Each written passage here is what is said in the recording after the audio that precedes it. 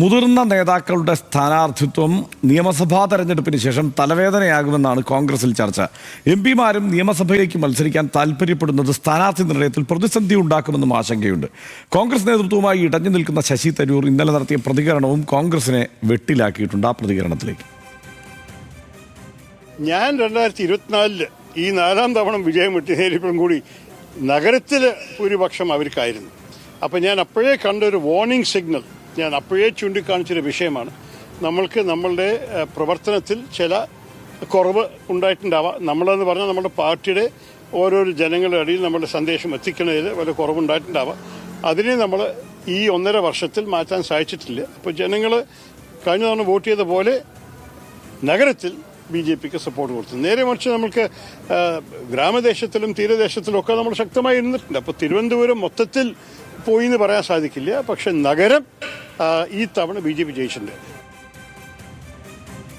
Right. ഇതേക്കുറിച്ചുള്ള ഒരു അവലോകനവുമായി മഹേഷ് ചന്ദ്രൻ ഇപ്പോൾ ചേരുന്നുണ്ട്. മഹേഷ്, വരുന്ന പല വാർത്തകളിലും ഇപ്പോൾ സുധാകരൻ, അദ്ദേഹം മുൻ KPC പ്രസിഡന്റ്, അദ്ദേഹത്തിന് MP സ്ഥാനം രാജിവെച്ച് അദ്ദേഹത്തിന് നിയമസഭയിലേക്ക് മത്സരിക്കണമെന്നുള്ള ആഗ്രഹം, കണ്ണൂരിൽ മത്സരിക്കണമെന്നുള്ള ആഗ്രഹം ഒക്കെ പ്രകടിപ്പിക്കുന്നു എന്നുള്ള വാർത്ത വരുന്നു. അദ്ദേഹത്തിന് പ്രത്യേകിച്ച് അനുമതി കൊടുത്തിട്ടുണ്ട് ദേശീയ നേതൃത്വം ആ നിലയ്ക്ക് എന്നുള്ള വാർത്ത വരുന്നു.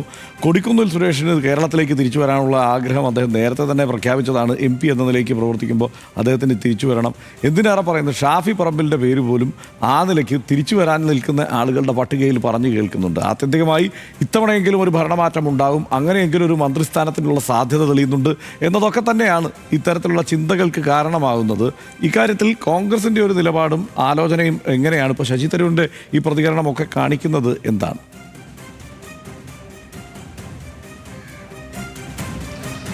ഹർഷൻ, 10ഓളം MP-മാരാണ് നിയമസഭാ തെരഞ്ഞെടുപ്പിൽ മത്സരിക്കാൻ കച്ചകെട്ടി ഇറങ്ങാൻ തങ്ങൾ തയ്യാറാണെന്ന തരത്തിലേക്ക് കോൺഗ്രസ് നേതൃത്വത്തെ അറിയിച്ചിട്ടുള്ളത്. അതിൽ പ്രധാനപ്പെട്ട ആളുകൾ ശശി തരൂർ തന്നെ ഉണ്ട്. ഒന്നാമത്തെ ഒരാളായിട്ട് KC വേണുഗോപാലുണ്ട്, അടൂർ പ്രകാശുണ്ട്, KS സുധാകരനുണ്ട്, കൊടിക്കുന്നിൽ സുരേഷുണ്ട്, ഹർഷം പറഞ്ഞ ഷാഫി പറമ്പിലെ പാലക്കാട് രാഹുൽ മാങ്കൂട്ടത്ത് പകരം സ്ഥാനാർത്ഥിയാകാൻ തയ്യാറാണെന്ന തരത്തിലേക്കുള്ള കാര്യങ്ങൾ വരുന്നുണ്ട്. അപ്പോൾ അത്തരത്തിലേക്ക് 10ഓളം MP-മാർ മത്സരരംഗത്തേക്ക് ഇറങ്ങുകയാണെങ്കിൽ ഒരു മിനി ലോക്സഭാ തെരഞ്ഞെടുപ്പ് തന്നെ വേണ്ടി വരും പിന്നീട് ഇവർക്ക് ജയിച്ചു വന്നാലെന്ന ആശങ്ക തന്നെയാണ് കോൺഗ്രസ് നേതൃത്വം പറയുന്നത്. അതുമാത്രമല്ല, ഇത് എങ്ങനെയാണ് ഒരു വലിയ പ്രതിസന്ധിയിലേക്ക് കോൺഗ്രസ് പോകും? മുതിർന്ന നേതാക്കൾ തന്നെ മത്സരിക്കാൻ തയ്യാറെടുക്കുന്നു. അതിൽ മുല്ലപ്പള്ളി രാമചന്ദ്രനുണ്ട്, VM സുധീരനുണ്ട്, പന്തളം സുധാകരനുണ്ട്, MM ഹസനുണ്ട്. അങ്ങനെ വലിയൊരു നിര തയ്യാറായിട്ട് അപ്പം 50-50 എന്നൊരു മാനദണ്ഡത്തിലേക്ക് പോകണം. 50% യുവാക്കൾക്ക്, 50% മുതിർന്ന നേതാക്കൾക്ക്, അങ്ങനെ മാനദണ്ഡം രൂപീകരിക്കാൻ വേണ്ടി കോൺഗ്രസ് ലക്ഷ്യമിടുന്നു. കോൺഗ്രസ് വലിയ തയ്യാറെടുപ്പോടുകൂടി തന്നെയാണ് ഈ തെരഞ്ഞെടുപ്പിലേക്ക് പോകാൻ പോകുന്നത്. ഈ തദ്ദേശ തെരഞ്ഞെടുപ്പിൽ മിഷൻ 2025 എന്ന പേര് വയനാട്ടിൽ ഒരു ക്യാമ്പ് നടത്തി. അതേപോലത്തെ ഒരു ക്യാമ്പ് നാളെ മറ്റന്നാളായിട്ട് വയനാട്ടിൽ ചേരാൻ പോകുന്നു. ആ ക്യാമ്പിൽ ഇത്തരത്തിലുള്ള ചില കാര്യങ്ങൾ തീരുമാനമുണ്ടായിരിക്കും. MP-മാർ മത്സരിക്കണമോ വേണ്ടോ എന്ന കാര്യം തീരുമാനമെടുക്കും. MP-മാരിൽ ആർക്കെങ്കിലുമൊക്കെ ഇളവ് കൊടുത്തു കഴിഞ്ഞാൽ മറ്റുള്ളവർക്ക് കൂടി അവകാശം ഉന്നയിക്കുന്ന സ്ഥിതി കൂടി ഉണ്ടാകും. ഇത് മാത്രമല്ല, കോൺഗ്രസ് സ്ഥാനാർത്ഥി അലട്ടുന്നത് മുഖ്യമന്ത്രി സ്ഥാനാർത്ഥിയാകാൻ നിരവധി പേർ കുപ്പായം ധരിപ്പിച്ചു കഴിഞ്ഞു. അതുപോലെ തന്നെയാണ് മന്ത്രിമാരാകാനും അടിയായിരിക്കും. അപ്പോൾ ജയിച്ചു വന്നാൽ ആകെ കുഴപ്പമാകും എന്ന തരത്തിലേക്കുള്ള ചർച്ച കോൺഗ്രസ് സജീവമാണ്. അതുകൊണ്ട് തന്നെ 50 സീറ്റുകളിലെങ്കിലും സ്ഥാനാർത്ഥി തീരുമാനിച്ചുകൊണ്ട് ഫെബ്രുവരി ഒരു ജാഥ നടത്താനുള്ള ഒരു തയ്യാറെടുപ്പിലാണ് കോൺഗ്രസ്. അപ്പോൾ ഇതെന്തായാലും കോൺഗ്രസ് അലട്ടുന്ന ഇപ്പോഴിതാണ്. പഴയ പടക്കുതിരകൾ രംഗപ്രവേശം ചെയ്യാൻ വേണ്ടി താല്പര്യപ്പെടുന്നു. എങ്ങനെയാണ് ഇവരെയൊക്കെ ഒതുക്കുക എന്ന തരത്തിലേക്കാണ് യുവ തുർക്കികളുടെ ചിന്തയും പോകുന്നത്.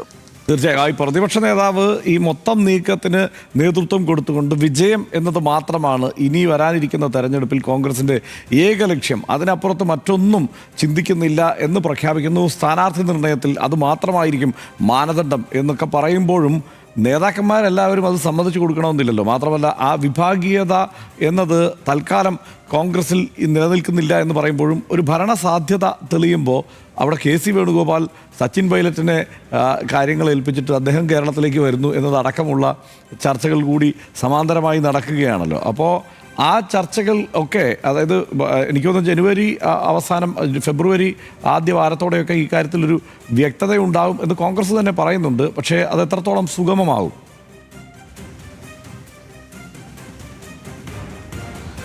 അത് സങ്കീർണമായ പ്രതിസന്ധികൾ കോൺഗ്രസിൽ പലപ്പോഴും ഉണ്ടെടുത്തിട്ടുള്ളത് ഈ സ്ഥാനാർത്ഥിത്വവുമായി ബന്ധപ്പെട്ടൊക്കെ തന്നെയാണ്. ഹർഷൻ പറഞ്ഞതുപോലെ തന്നെ സംഘടനാ ചുമതല ACC ജനറൽ സെക്രട്ടറിയാണ് KC വേണുഗോപാൽ. അദ്ദേഹത്തിന് കേരളത്തിലേക്ക് വരാൻ താല്പര്യമുണ്ട്. അദ്ദേഹം ദേശീയ രാഷ്ട്രീയ സജീവമാണെങ്കിൽ കൂടിയും രാഹുൽ ഗാന്ധിയുടെ ഏറ്റവും അടുത്ത ആളാണ് അദ്ദേഹം. എങ്കിലും കേന്ദ്രത്തിൽ എന്തായാലും അടുത്ത കാലത്തൊന്നും വലിയ സാധ്യതകൾ തെളിയുന്ന സാഹചര്യമില്ല. അതുകൊണ്ട് കേരളത്തിലേക്ക് വരാനും കേരളത്തിൽ മുഖ്യമന്ത്രിയാകാൻ അതിന് താല്പര്യമുണ്ട് എന്ന് കാര്യങ്ങൾ വളരെ പരോക്ഷമായി തന്നെ വ്യക്തമാക്കുന്ന പ്രവർത്തനങ്ങൾ അദ്ദേഹം നടത്തുന്നുണ്ട്. കേരളത്തിൽ അദ്ദേഹം കേന്ദ്രീകരിച്ച് പ്രവർത്തനം നടത്തുന്ന സ്ഥിതി കൂടിയുണ്ട്. അത് ആലോചനപ്പെടുന്നുണ്ട് പല ഇപ്പോഴത്തെ കോൺഗ്രസ് നേതാക്കളിൽ പലരെയും. VD സതീശൻ അടക്കമുള്ള നേതാക്കളെയൊക്കെ തന്നെയും ആലോചനപ്പെടുത്തുന്ന കാഴ്ചയായിട്ട് അത് മാറി അവർ പ്രതികരണങ്ങൾ വരികയൊക്കെ ചെയ്യുന്ന സാഹചര്യം ഉണ്ടായിരുന്നു. എന്തായാലും അത്തരത്തിലേക്ക് തന്നെയാണ് ശശി തരൂർ തന്നെ മുഖ്യമന്ത്രി സ്ഥാനാർത്ഥിയാക്കി നിർത്തിയാലായിരിക്കും കൂടുതൽ സാധ്യത എന്നാണ് ACC നേതൃത്വത്തെ അറിയിച്ചിരിക്കുന്നത്. അത്തരത്തിലേക്കുള്ള സാഹചര്യം വേറെ ഉണ്ട്.